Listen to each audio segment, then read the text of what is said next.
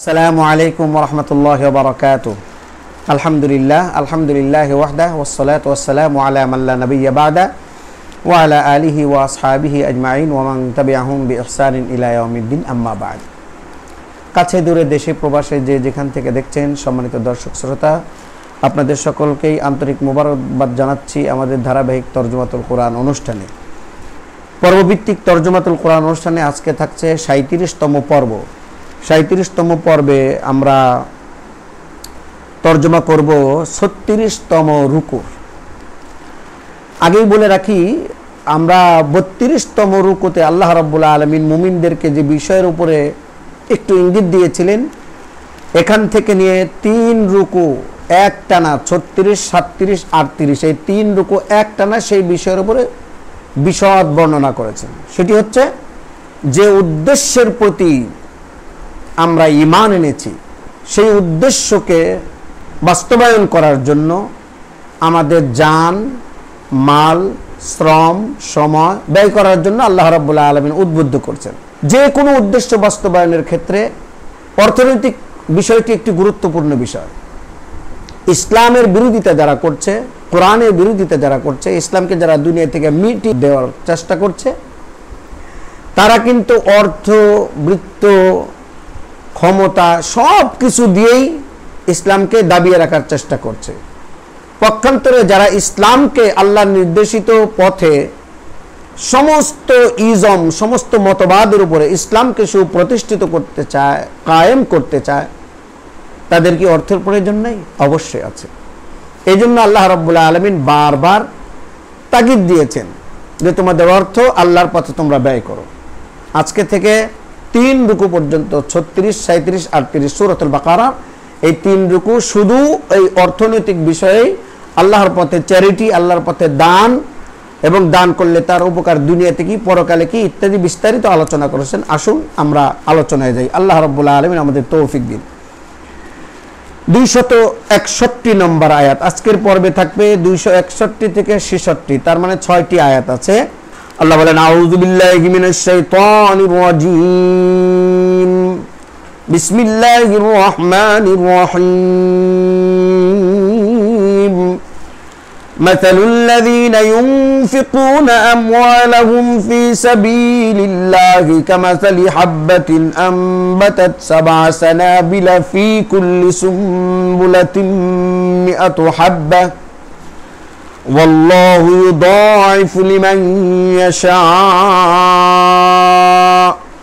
والله واسع عليم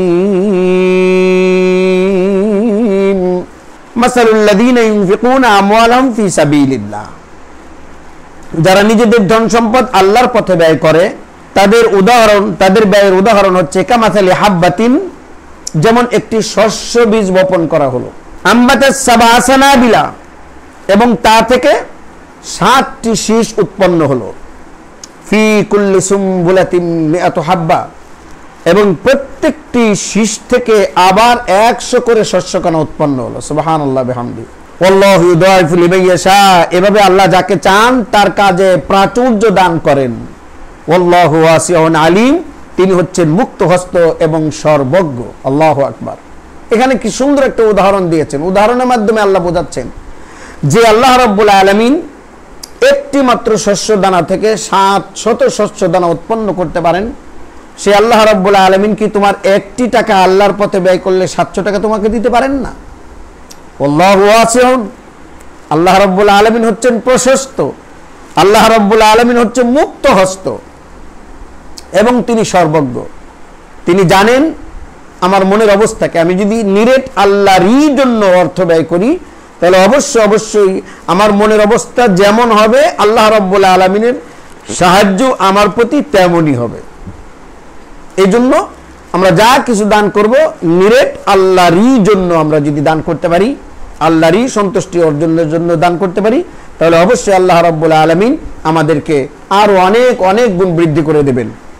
সম্মানিত দর্শক শ্রোতা, এরপরে 262 নম্বর আয়াত আল্লাহ রাব্বুল আলামিন বলেন, আল্লাযীনা ইউনফিকুনা আমওয়ালাহুম ফী সাবীলিল্লাহ ثم لا يتبعون ما أنفقوا منا ولا أذى لهم أجرهم عند ربهم ولا خوف عليهم ولا هم يحزنون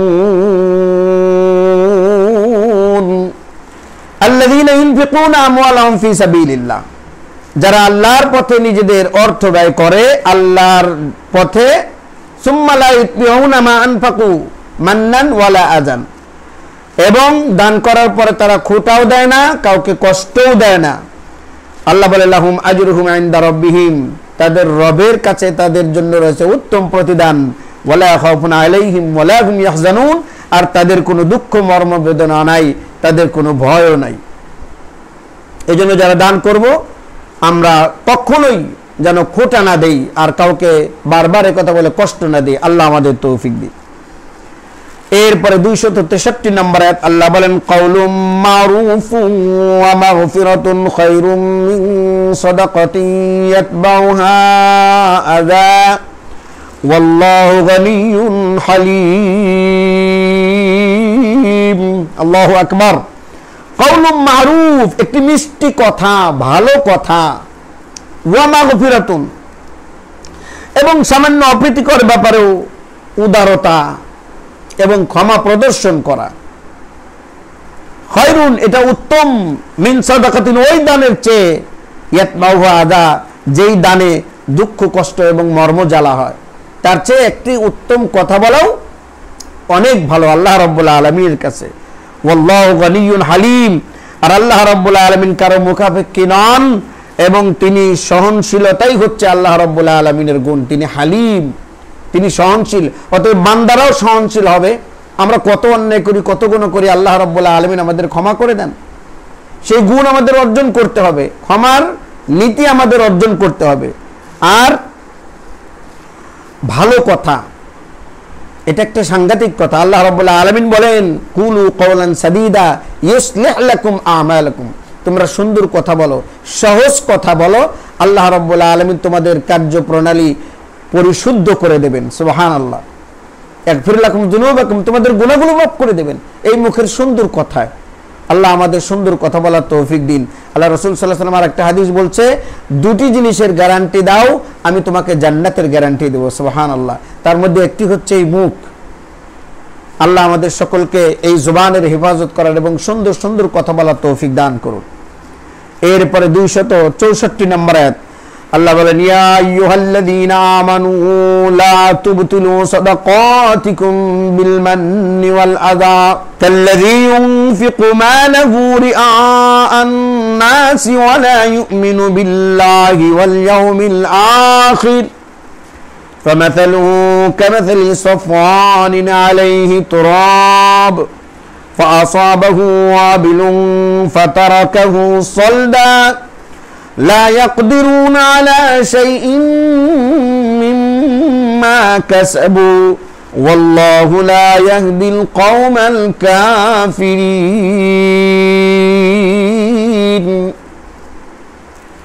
ইয়া আইয়ুহাল্লাযীনা আমানু হে ঈমানদারেরা লা তুবতিলু সাদাকাতিকুম তোমরা তোমাদের দানগুলোকে ধ্বংস করো না বিল মান্নি ওয়াল আযা খোঁটা দিয়ে কষ্ট দিয়ে দান করার পরে যদি খোঁটা দেওয়া হয় কষ্ট দেওয়া হয় মানুষের মনে এটাকে বারবার খোঁটা দিয়ে তাহলে তোমাদের দান বাতিল হয়ে যাবে কোনো গ্রহণযোগ্যতা পাবে না এই দানের দ্বারা আল্লাহ বলেন ওই ব্যক্তির মতো আল্লাযী ইউনফিকু মালাহু রিআআন নাস যে তার মাল দান করে মানুষকে দেখানোর জন্য লোক দেখানো দান আল্লাহর সন্তুষ্টির জন্য না ওয়ালা ইউমিনু বিল্লাহি ওয়াল ইয়াউমিল আখির তার পরকালের উপরেও পরিপূর্ণ বিশ্বাস নাই এবং আল্লাহ রাব্বুল আলামিনের উপরেও তার পরিপূর্ণ আস্থা এবং বিশ্বাস নাই আল্লাহ বলেন ফামাসালহু কামাসালি সফওয়ান তার উদাহরণ হচ্ছে এমন একটি মসৃণ তেলতেলা পাথরের মতো আলাইহি তুরাবুন যার উপরে কিছু ধুলা বালু কিছু মাটি লেগে থাকে ফাসাবাহু ওয়াবিলুন এরপর ওখানে প্রবল বৃষ্টি বর্ষণ হয়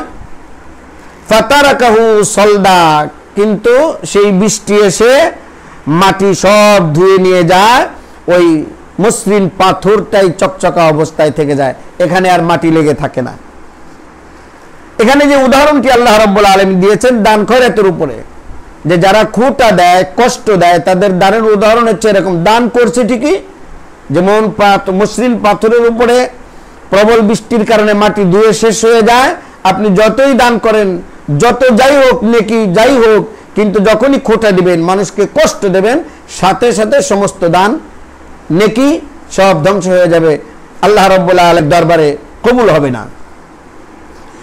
লা ইয়াকদিরুনা আলা শাইইম মিম্মা কাসাবু, এই ধরনের লোকেরা দান খয়রাত করে যে নেকি অর্জন করে বলে মনে করে, তার কিছুই তাদের হাতে আসে না। ওয়াল্লাহু লা ইয়াহদিল কওমাল কাফিরিন, আর কাফেরদের সোজা পথ দেখানো এটা আল্লাহ রাব্বুল আলামিনের নিয়ম না, আল্লাহ কাফেরদের সোজা পথ দেখান না। এরপরে 265 নম্বর আয়াত আল্লাহ রাব্বুল আলামিন বলেন, ওয়া মাসালুল লাযীনা ইউনফিকুনা আমওয়ালাহুম ইবতিগাআ মারদাতিল্লাহ মারদাতিল্লাহি ওয়া তাসবীতাম মিন আনফুসিহিম কামাসালি জান্নাতিন বিরবওয়াতিন আসাবাহা ওয়াবিলুন ফাআতাত উকুলাহা যুফাইন فإن لم يصبها وابل فالطل والله بما تعملون بصير ومثل الذين ينفقون أموالهم ابتغاء مرضات الله, বিপরীত পক্ষে যারা পূর্ণ মানসিক একাগ্রতা, তাসবিতাম মিন আনফুসিহিম, পূর্ণ মানসিক একাগ্রতা এবং অবিচলতা সহকারে একমাত্র আল্লাহরই সন্তুষ্টি অর্জনের লক্ষ্যে, ইবতিগাআ মারদাতিল্লাহ, যারা দান করে, ধন সম্পদ ব্যয় করে, তাদের এই ব্যয়ের দৃষ্টান্ত হচ্ছে কেমন? কামাসালি জান্নাতিন বিরবওয়াতিন, কোন উঁচু জায়গায় সুন্দর একটি বাগান, আসাবাহা ওয়াবিলুন, সেখানে প্রবল বৃষ্টিপাত হলে কি হয়? ফাআতাত উকুলাহা যুফাইন, তাহলে দ্বিগুণ ফসল সেখানে উৎপন্ন হয়। ফাইল্লাম ইউসিবহা ওয়াবিলুন ফাতাল্লু, আর যদি প্রবল বৃষ্টি না হয়ে সামান্য একটু বৃষ্টি হয়, তাও তার জন্য যথেষ্ট হয়ে যায় ফসল উৎপাদনের জন্য। ওয়াল্লাহু বিমা তা'মালুনা বাসীর, আর তোমরা যা কিছু করো সবই আল্লাহ রাব্বুল আলামিনের দৃষ্টি সীমার মধ্যেই রয়েছে। এই জন্য আমরা দান করছি কি আল্লাহরই সন্তুষ্টির জন্য, লোক দেখানোর জন্য, নাকি মানুষ আমাকে দানবীর বলবে, বাহবা দিবে, আমার নাম প্রচার হবে? এই কারণে আল্লাহ রাব্বুল আলামিন অবশ্যই জানেন আমরা কি করি, কি জন্য করি, তিনি সব জানেন। আলিমুম বিদাতি সুদূর, আপনার অন্তরের খবর, আপনার হাড়, আপনার হৃদয় হৃৎপিণ্ডের ভিতরে কি হচ্ছে, কি জল্পনা কল্পনা করছেন, তাও আল্লাহ রাব্বুল আলামিন জানেন। আল্লাহ বলেন, আয়াওয়াদ্দু আহাদুকুম আন তাকুনা লাহু জান্নাহ জান্নাতুম মিন নাখিলিন ওয়া আনাবিন তাজরি মিন তাহতিহাল আনহার লাহু ফিহা মিন কুল্লিস সামারাত وأصابه الكبر وله ذرية ضعفاء فأصابها إعصار فيه نار فاحترقت كذلك يبين الله لكم الآيات لعلكم تتفكرون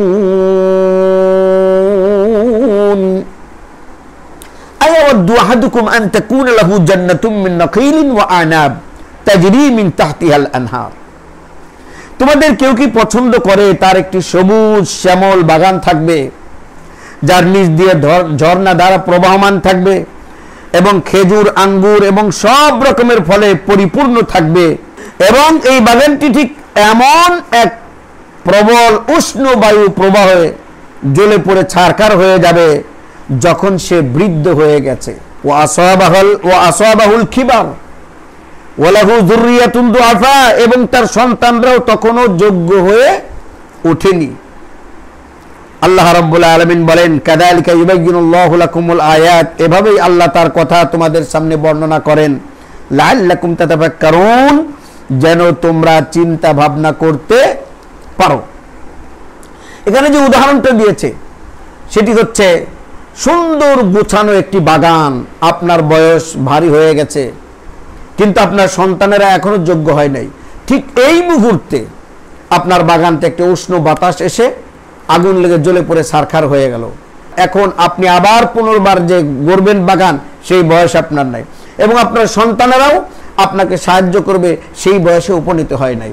এটা দ্বারা আল্লাহ রাব্বুল আলামিন বুঝিয়েছেন পরকালের কথা, যে দুনিয়ার জিন্দেগিতে যেরকম তোমরা এরকম একটা পরিস্থিতিতে পড়লে তাও একটু চেষ্টা করা যায়, কিন্তু পরকালে যাওয়ার পরে যদি দেখেন আপনার আমল নামা সব জ্বলে পড়ে ছারখার হয়ে গেছে, আপনার আমল নামায় কিছু নাই, কোনো নেকি নাই, নেকি যা করছিলেন রিয়ার কারণে, খুঁটে দেওয়ার কারণে সব শেষ হয়ে গেছে, তখন কি নতুন করে আবার বাগান গোছানো যাবে, নেকি কামানো যাবে পরকালে? সেই সুযোগ কি আপনাকে দেওয়া হবে? না, আপনি আর সেই সুযোগ পাবেন না। এই জন্য সম্মানিত দর্শক শ্রোতা, আল্লাহ রাব্বুল আলামিন এখানে যে কথাটি বলেছেন সেটি হচ্ছে রিয়া মুক্ত, মান্না মানে খোটা দেওয়া যাবে না, এবং আযা কাউকে কষ্ট দেওয়া যাবে না, একেবারে সরাসর আল্লাহরই জন্য দান করতে হবে। হাদিস শরীফে আসছে, মান আহাব্বালিল্লাহ ওয়া আবগাদালিল্লাহ ওয়া আতালিল্লাহ ওয়া মানআলিল্লাহ ফাকাদ ইসতাকমালাল ঈমান। কেউ কাউকে ভালোবাসবে আল্লাহরই জন্য, কারোর সাথে শত্রুতা পোষণ করবে আল্লাহরই জন্য, কিছু দান করবে আল্লাহরই জন্য, দান করা থেকে বিরত থাকবে তাও আল্লাহরই জন্য, সবকিছু যে আল্লাহরই জন্য করতে পারে, ফাকাদ ইসতাকমালাল ঈমান, সে হচ্ছে মজবুত এবং শক্ত ঈমানদার। আমরা যেন পরিপূর্ণ ঈমানদার হয়ে মরতে পারি, আল্লাহ রাব্বুল আলামিন আমাদের সেই তৌফিক দান করুন। আমিন। ওয়া আখিরু দাওয়ানা আনিল হামদুলিল্লাহি রাব্বিল আলামিন। আসসালামু আলাইকুম ওয়া রাহমাতুল্লাহি ওয়া বারাকাতুহু।